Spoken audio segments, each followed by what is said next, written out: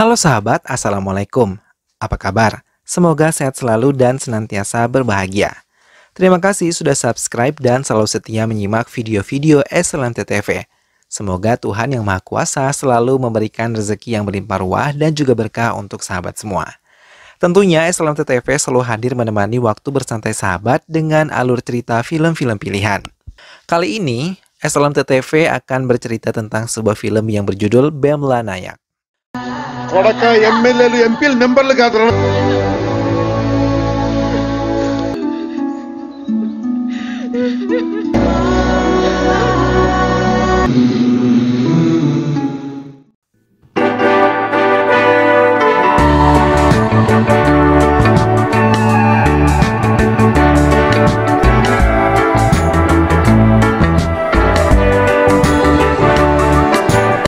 Balaji mengemudikan mobil Dani melewati daerah hutan lindung dan pegunungan di tengah malam. Ia membelah gelapnya malam dengan penuh kehati-hatian karena membawa atasannya yang bernama Daniel Sekar yang tengah tertidur di kursi penumpang. Balaji sedikit memelankan laju kendaraannya ketika melewati sebuah posko yang dijaga beberapa orang polisi yang sedang memeriksa kelengkapan surat-surat kendaraan yang lewat. Ia menghentikan laju kendaraannya dan menyapa polisi yang mendekatinya. Polisi itu meminta Balaji menunjukkan surat-surat kendaraan yang ia miliki. Balaji menunjukkan surat izin mengemudinya, tapi beberapa polisi memeriksa dari luar tentang kondisi dalam kendaraan dan mereka melihat beberapa botol minuman beralkohol. Karena keingintahuan para polisi, salah satu anggota polisi membuka pintu kursi penumpang hingga Dani terjatuh dan terkejut membuatnya terbangun dari tidur. Dani tanpa banyak membuang waktu menghajar salah satu dari mereka. Dan saat ia tengah menghajar salah satu polisi tersebut dan mau menghantamkan kepalanya ke batang pohon, ia dikejutkan oleh sebuah sinar yang menyilaukan matanya dari sebuah senter seorang polisi. Hal itu membuat Dani menghentikan aksinya. Dani terdiam saat Nayak memintanya mengikuti perintahnya untuk kebaikan semua yang ada di tempat itu. Kemudian polisi yang bernama Bemla Nayak itu mampu menenangkan Nayak, memerintahkan semua anggotanya untuk membawanya. Dani dan supirnya masuk ke mobil mereka dan meninggalkan posko jaga menuju kantor polisi. Mobil mereka berjalan beriringan melewati gelapnya hutan dan malam yang sangat mencekam. Di kantor polisi, anggota polisi lain membawa bukti minuman beralkohol sebanyak 300 liter yang dibagi menjadi beberapa botol. Balaji hanya terduduk diam, menunggu pemeriksaan sementara Dani diperiksa dan menanyakan alasan Dani membawa begitu banyak alkohol di dalam mobilnya. Dani beralasan ia tidak bisa bila tidak mengonsumsi minuman keras. Nayak merasa bingung karena Dani sama sekali tidak merasa bersalah ataupun menyesali karena telah membawa minuman beralkohol tersebut dalam jumlah yang sangat banyak. Hal itu tentu merupakan pelanggaran, hingga Nayak memerintahkan anggotanya untuk membuat FIR sebagai pengantar mengantarkan Dani ke penjara. Namun Dani bukannya menyadari kesalahannya, malah dengan sombongnya menantang Nayak. Melihat Dani yang sombong, Nayak meninggalkannya ke ruangannya untuk menenangkan diri. Semua barang bawaan Dani disita kepolisian termasuk handphone dan juga dompetnya. Salah satu anggota polisi yang menyita handphone Dani mencoba memeriksa kontak yang tersimpan di HP tersebut. Mereka terus memeriksa semua kontak yang ada di dalam HP tersebut. Hingga mereka terkejut melihat nama Tuan Chandra Rao tersimpan di kontak Dani. Di dalam ruangan, Nayak mendengarkan semua yang dibicarakan oleh anak buahnya. Hingga saat Nayak mendengar beberapa keributan langsung keluar dari ruangannya. Dan setelah mendengar ada nama Chandan Rao tersimpan di kontak Dani yang merupakan menteri dan Dani merupakan putra menteri tersebut. Nayak melangkah keluar kantor polisi sambil membawa HP-nya. Ia berniat untuk memberitahu Inspektur Kondadaram apa yang telah terjadi di sini. Ia juga mengatakan mereka telah membuat FIR untuk Dani. Nayak juga menyebut nama Chandran Rao di dalam percakapannya, hingga Kondadara meminta Nayak untuk membatalkan FIR yang telah dibuat. karena ia tidak ingin semua anggotanya terlibat dengan Chandran Rao dan bisa membahayakan mereka. Namun perintah Kondadaram yang tidak sesuai dengan hatinya dan Nayak pun memutuskan tidak mengikuti perintah inspekturnya. Ia meminta Dani untuk masuk ke ruangannya dan mengatakan kalau ia tetap akan memproses Dani dan memenjara Dani 10 hari sebagai prosedur dari pemeriksaan yang telah ia lakukan terhadap Dani. Mendengar hal itu, Dani marah dan melihat kemarahan Dani di hadapan Nayak, semua anggota polisi mengunci pintu dan menyiapkan borgol. Dengan penuh kemarahan, Nayak membuka lemarinya yang berisi beberapa senjata yang ia miliki. Ia mengambil salah satunya dan menodongkan pada Dani. Dengan tangan gemetar, menahan amarah karena Dani tidak sama sekali menghargai dirinya. Melihat hal itu, nyali Dani menciut dan akan mengikuti kemauan Nayak hingga suasana kembali kondusif. Tapi tiba-tiba, Dani kembali berulah. Ia menginginkan meminum minuman keras tersebut dan ia berjanji akan mengikuti keinginan Nayak bila Nayak mengikuti keinginannya juga. Nayak mencoba bersabar menghadapi sikap Dani yang begitu menjengkelkan. Hingga mau tidak mau, Nayak mengikuti keinginan Dani. Nayak memanggil Harini, seorang polisi wanita yang biasa membuatkan kopi dan teh untuk petugas di sana. Ia meminta Harini mengambil salah satu botol minuman tersebut beserta gelasnya. Harini pun menurutinya dan membawa minuman serta gelasnya ke dalam ruangan Nayak. Saat Nayak membukakan botol minuman bersama Harini, tanpa mereka sadari, Dani mengambil handphonenya dan melihat kesempatan itu untuk merekam Nayak saat membuka botol tanpa diketahui oleh Nayak. Ia tersenyum penuh kemenangan karena dengan menggunakan rekaman ini, ia bisa membalaskan perlakuan Nayak kepadanya. Nayak meletakkan gelas yang sudah berisi minuman alkohol tersebut di hadapan Dani. Dengan cepat, Dani menenggak minuman tersebut dan Nayak hanya melibatkannya tanpa mau menyentuh minuman haram tersebut. Tak lama setelah Dani meminum minumannya, Nayak pergi dari kantornya dan kembali ke rumah. Nayak yang telah kembali ke rumahnya langsung duduk di meja makan menemani istrinya Suguna yang menyiapkan sarapan roti kesukaan suaminya. Nayak yang sudah menikah selama 10 tahun dengan Suguna sudah memiliki seorang putra. Kehidupan mereka bahagia dan Suguna juga bekerja sebagai polisi di bagian forensik, satu kantor dengan suaminya. Mereka berdua memutuskan untuk tinggal di sebuah rumah kecil yang tidak jauh dari pemukiman penduduk. Mereka pun selalu baik terhadap tetangga di sekitar mereka. Keesokan harinya, Dani yang telah menjalani pemeriksaan kesehatan akhirnya menjalani hukumannya di penjara selama 10 hari. Special అంటే ఇబ్బంది పడకుండా మందు సిగరెట్లు చెప్పుంటారు. Istri Dani yang tengah hamil besar menengok keadaan suaminya yang sedang menjalani hukuman. Ayah Dani yang mengantar menantunya merasa kesal kepada Dani karena ia dipenjara. Ia juga kesal kepada Nayak yang sama sekali tidak takut terhadap nama besarnya dan membiarkan putra seorang menteri di penjara. అయిందా? Setelah menjalani hukuman selama 10 hari, Dani keluar dari penjara. Ia mulai merencanakan untuk membalas Nayak dengan menyebar video dari handphonenya ke media sosial. Setelah video tersebut viral, seluruh keluarganya merasa kecewa terlebih lagi Suguna. Setelah mengetahui berita itu, ia langsung mendatangi kantor polisi dan langsung ditegur oleh Kondadaram tentang apa yang terjadi dan hal itu akan membuat Nayak dan Harini diskors dari tugasnya. Dani sengaja datang ke kantor polisi dan mengejek karena Nayak akan diskors. మీద యూనిఫామ్ ఉంది కదా అని చెప్పి ఎవరిని పడితే వాడిని అరెస్ట్ చేస్తారు. Production number 1. Nayak meminta Kondadaram untuk mencari kebenaran dari rekaman yang telah dibuat oleh Dani. Ia juga mengatakan hal ini tidak adil karena Dani kebal terhadap hukum. Ia bisa melakukan apa saja setelah melakukan banyak kesalahan. Kondadaram hanya terdiam karena ia tahu apa yang dikatakan oleh Bemla Nayak adalah benar. Maka ia membiarkan Nayak pergi menenangkan diri. Suguna yang berada di sana berusaha menenangkan Harini dan memeluknya karena Harini pun ikut terbawa dalam kasus video ini. Suguna menenangkan Nayak, suaminya, dan mengajaknya kembali ke rumah mereka dan mencoba menghalangi Dani yang saat itu ada di depan kantor mereka untuk mengejek Nayak. Saat di rumah, Nayak memperingatkan Suguna untuk tidak mencari masalah dengan Dani dan Nagaraju, seorang pemilik bar terbesar di desanya. Nayak yang dijemput Kondadaram harus menjalani hukuman di penjara. Tapi Suguna tidak menuruti keinginan suaminya.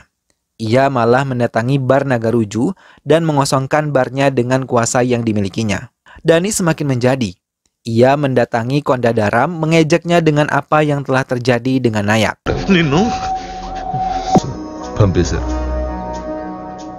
Kasus Nayak pun telah sampai ke kepala departemen polisi dan berkasnya sedang dipelajari mereka. Setelah mengundurkan diri dari jabatannya, Nayak datang ke bar Nagaruju dengan membawa sebuah peledak dan sebotol minuman keras. Di halaman bar Nagaruju, ia merakitnya dan tiba-tiba ia membakarnya hingga pengunjung bar Nagaruju pergi dari bar meninggalkannya, termasuk Nagaruju dan juga putranya. Hingga tak lama kemudian, bar Nagaruju dilempar dengan peledak oleh Nayak, mengakibatkan bar tersebut meledak dan hancur lebur bersatu dengan tanah. Hal itu membuat Nagaruju dan putranya mengalami luka-luka, tapi Nayak sama sekali tidak peduli. Setelah menghancurkan bar Nagaruju, Nayak meninggalkan tempat tersebut menggunakan bus. Nagaruju yang mengalami luka bersama putranya dikunjungi oleh Dani. Saat Dani datang, mereka mengajak untuk menghancurkan Nayak melalui Suguna, istri Nayak. Tapi Dani sama sekali tidak setuju dengan mengaitkan masalah ini kepada istri Nayak. Dengan kesal, ia meninggalkan ruangan Nagaruju begitu saja. Namun, Nagaruju yang licik mencoba menghubungi ayah Dani untuk menghasutnya agar memfitnah Suguna, istri Nayak yang bisa membuat Nayak hancur. Dani yang mengetahui Nayak menghancurkan bar Nagaruju langsung menyusulnya di bus yang Nayak tumpangi dan menantangnya.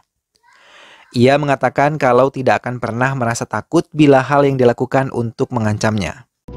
Uniform తీస్తాను కదా పంచగట్టి జిని మహమ్మద్ 17 సార్లు యుద్ధం చేసి ఓడిపోయాడు ఆడి మీద నెగ్గినోడి పేరంటే తెలుసు. Kondadaram mendatangi rumah Nayak dan menanyakan tujuannya membakar bar milik Nagaruju. Nayak tidak mengiyakan bahwa hal yang ia lakukan adalah untuk menggertak. Tapi ia melakukannya agar Dani tidak lagi menjadi supplier minuman keras pada bar tersebut. Karena ia merasa kecewa karena Dani yang kebal terhadap hukum. Ia kecewa karena nama besar ayahnya, Dani, bisa semena-mena terhadap hukum dan Nayak sama sekali tidak mengindahkan sebuah perintah Kondadaram untuk membatalkan FIR yang telah ia buat. Walaupun ia sadar buntut dari persoalan ini akan melebar panjang untuk hidupnya. Setelah mendengar pernyataan Nayak, Kondadaram mulai berpikir dan membenarkan apa yang diucapkan oleh Nayak. Karena selama ini, Dani dan keluarganya kebal terhadap hukuman karena jabatan ayahnya. Ia mulai melancarkan serangan kepada Dani dengan mengambil mobil Dani dan menuruni di tengah jalan, menjadikan bukti kalau Dani membawa minuman keras sebanyak 300 liter, menggunakan mobil pribadinya tersebut. Karena ayah Dani yang tidak terima Dani mendapat perlakuan seperti itu. Ia tahu Kondadaram telah mengambil mobil putranya dan membiarkan putranya begitu saja di tengah jalan. Ia langsung mendatangi Jevan, kepala departemen kepolisian, dan membuat laporan palsu yang memfitnah Suguna dan mengatakan Suguna merupakan penyelundup madu mentah. Ia memberikan artikel palsu yang sudah ia siapkan. Karena ia mau Nayak hancur bersama keluarganya. Ia melakukan hal itu tanpa sepengetahuan Dani, putranya. Kali ini Suguna yang ditangguhkan dari kantor tempatnya bekerja. Nayak membawa istri dan anaknya meninggalkan rumah mereka dan menyembunyikan sementara Suguna untuk keselamatan mereka. Tak berapa lama, Nayak dan istrinya meninggalkan rumah. Beberapa orang datang ke rumahnya dan memeriksa semuanya. Namun mereka tidak menemukan Nayak maupun istrinya.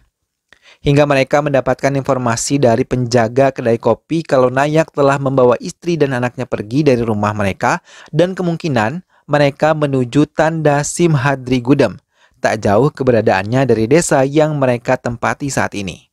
Mendengar hal itu, mereka langsung menuju desa tersebut dan melihat Suguna berada di pasar.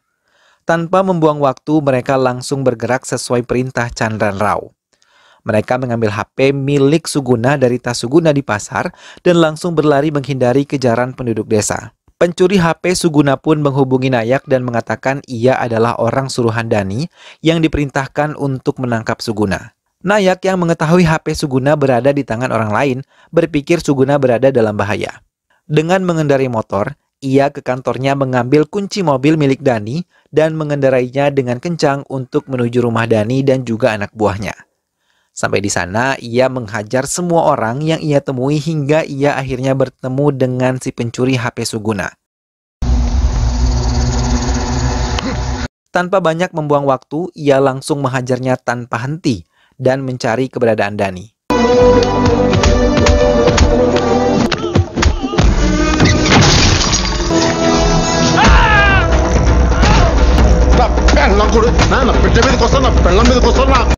Tak berapa lama Dani datang dan merasa bingung rumahnya begitu berantakan.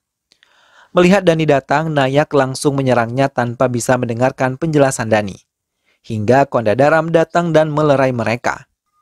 Ia mengatakan bahwa anak dan istri Nayak dalam keadaan baik-baik saja. Ia sudah menemui mereka dan dengan penuh kemarahan karena Dani berani menyentuh keluarganya, Nayak membakar mobil Dani yang telah ia bawa dari kantor polisi tadi.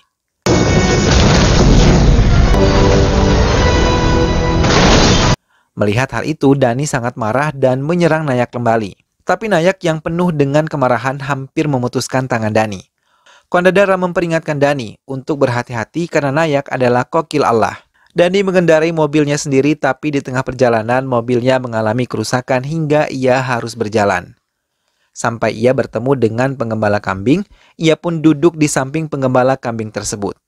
Kemudian ia bertanya dengan penggembala kambing tersebut apa yang dimaksud dengan kokil Allah. Penggembala itu kemudian mulai bercerita. 15 tahun lalu, hutan ini sebagian dijadikan sebagai kontraktor dan mereka mendirikan kantor pengawas di daerah pinggiran desa.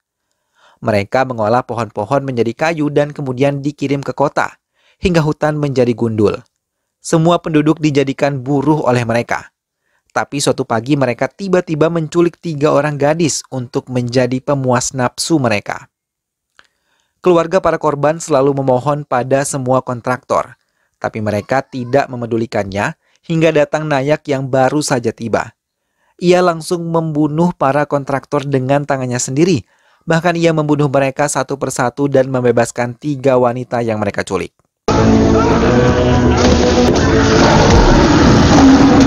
Semenjak itu, Nayak disebut sebagai kokil Allah yang merupakan penyelamat mereka.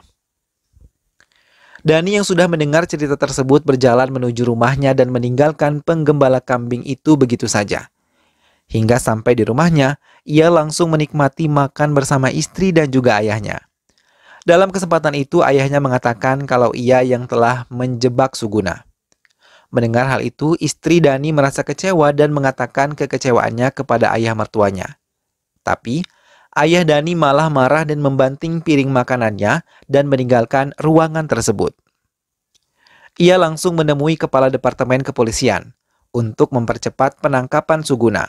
Saat Nayak dan Suguna tengah duduk bersantai, tiba-tiba beberapa polisi datang dan mengatakan kalau Suguna harus segera menyerah. Mendengar hal itu, Suguna mengambil putranya dan bergandengan dengan Nayak untuk menyelamatkan diri.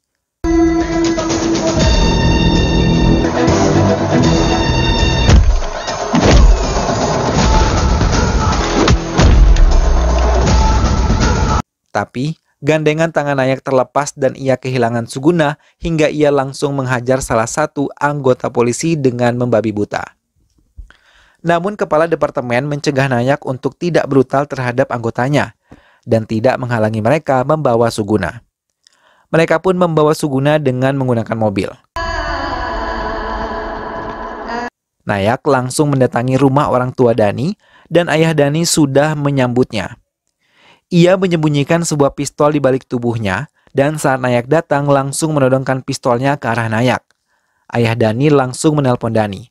Mendengar Nayak memegang ayahnya dan berencana melukai ayahnya, Dani mengajak Nayak untuk bertemu dan menyelesaikan urusan mereka.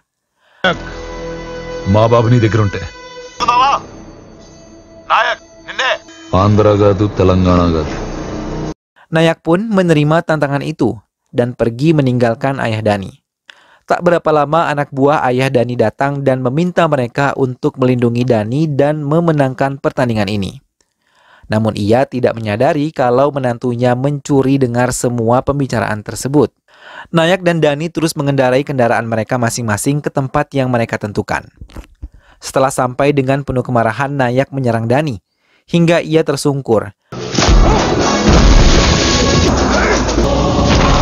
Namun mereka sama-sama kuat hingga sulit untuk dijatuhkan hingga saat Nayak terpental tiba-tiba bagian belakangnya ditusuk oleh 2 pedang sekaligus dan mengenai bagian pinggang Nayak.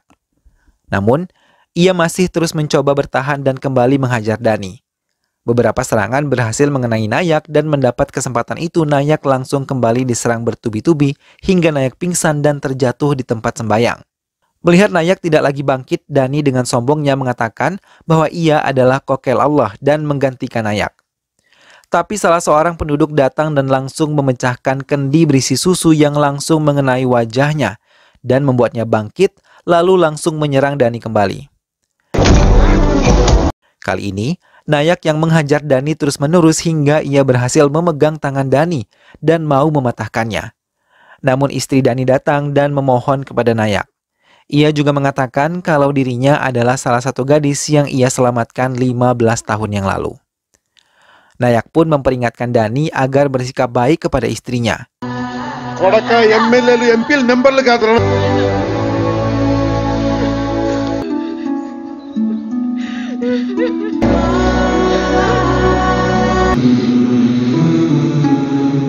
Lagi niన్ను తిరిగిచ్చాడు. Nayak dan Kandadaram menghadap atasan mereka dan mencoba menjelaskan semuanya yang terjadi. Begitupun juga dengan Dani. Ia mengakui semua kesalahannya kepada pengacaranya dan menceritakan hal yang sebenarnya yang ia alami dan membenarkan semua tindakan Nayak adalah benar.